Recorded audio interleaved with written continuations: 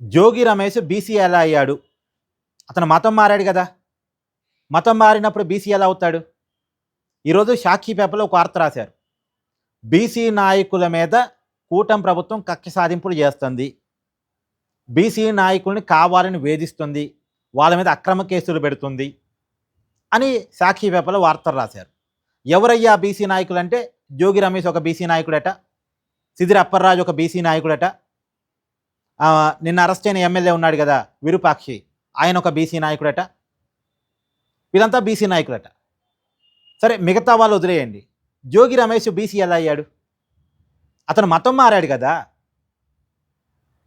హిందూ మతంలో కదా ఎస్సీలు, ఎస్టీలు, బీసీలు ఉన్నది. మతం మారిన తర్వాత బీసీ ఎలా అయ్యాడు? తర్వాత గౌడు ఎలా అయ్యాడు అసలు? అతను మతం మారాడు గదా! గౌడు సామాజిక వర్గం హిందూ మతంలో ఉంది. మతం మారిన తర్వాత అతనికి కులం కూడా లేదు కదా. మతం మారటం అంటే కులం మారటం కూడా కదా. ఈ మతంలో ఉన్నప్పుడు ఈ మతంలో ఉన్న కులాలు ఇతనికి వర్తిస్తాయి. ఆ మతంలో పోయిన తర్వాత ఆ మతంలో కులం ఉంటే వర్తిస్తుంది, కులం లేకపోతే వర్తించదు. ఆ మతంలో కులం లేదు. అతను క్రిస్టియానిటీలో పోయాడు, క్రిస్టియానిటీలో కులం లేదు. కులం లేనప్పుడు అతను గౌడు ఎలా అవుతాడు? గౌడు కాబట్టి బీసీ ఎలా అవుతాడు?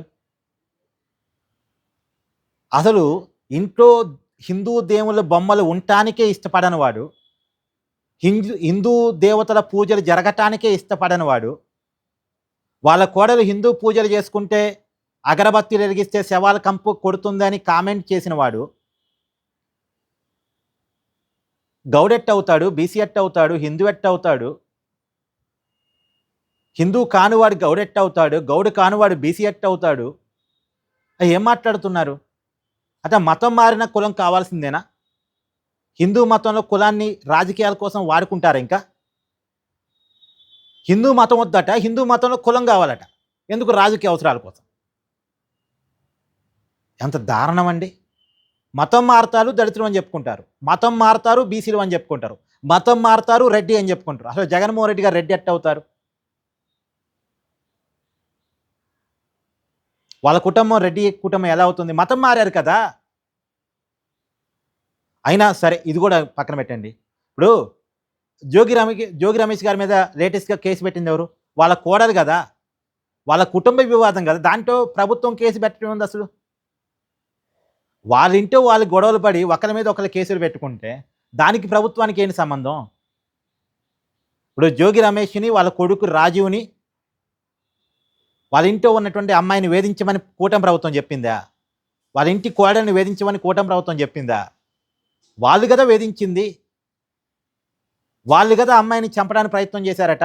అంటే ఇవన్నీ కూడా ఇప్పుడు కంప్లైంట్ ఇచ్చిన అమ్మాయి చెప్తున్న మాటలు, ఏది జోగి రమేష్ గారి కోడలు చెప్తున్న మాటలు, మన సొంత కవిత్వాలు కాదు. ఆ అమ్మాయి ఇచ్చిన కంప్లైంట్ ఆధారంగా మనం మాట్లాడుతున్నాం. 3 సార్లు చంపడానికి ప్రయత్నం చేశారట. ఒకసారి గోవా తీసుకెళ్లి సముద్రంలో దోసేయడానికి ప్రయత్నం చేశారట. ఒకసారి కట్టేసి దిండు పెట్టి చంపాలని ప్రయత్నం చేశారట. ఇంకేదో చేశారట. ఇప్పుడు ఈ జోగి రమేష్ విషయాన్ని ఈ కోడని వేధించిన విషయాన్ని కూడా జగన్మోహన్ రెడ్డి గారు సమర్థిస్తారా?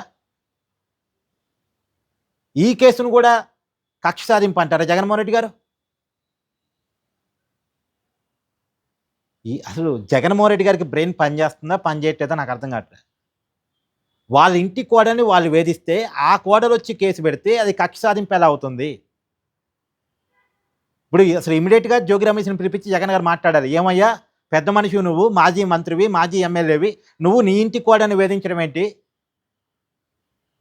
హిందూ మతం పూజలు చేసుకుంటే అది అగరబత్తీలను పట్టుకొని శవాల కంప అంటం ఏంటి? అసలు నువ్వేంటి, బుర్ర ఏమైనా పనిచేస్తుందా లేదా అని జగన్మోహన్ రెడ్డి గారు తిట్టాల్సింది పోయి అతన్ని సమర్థించే పని చేస్తాడేంటి?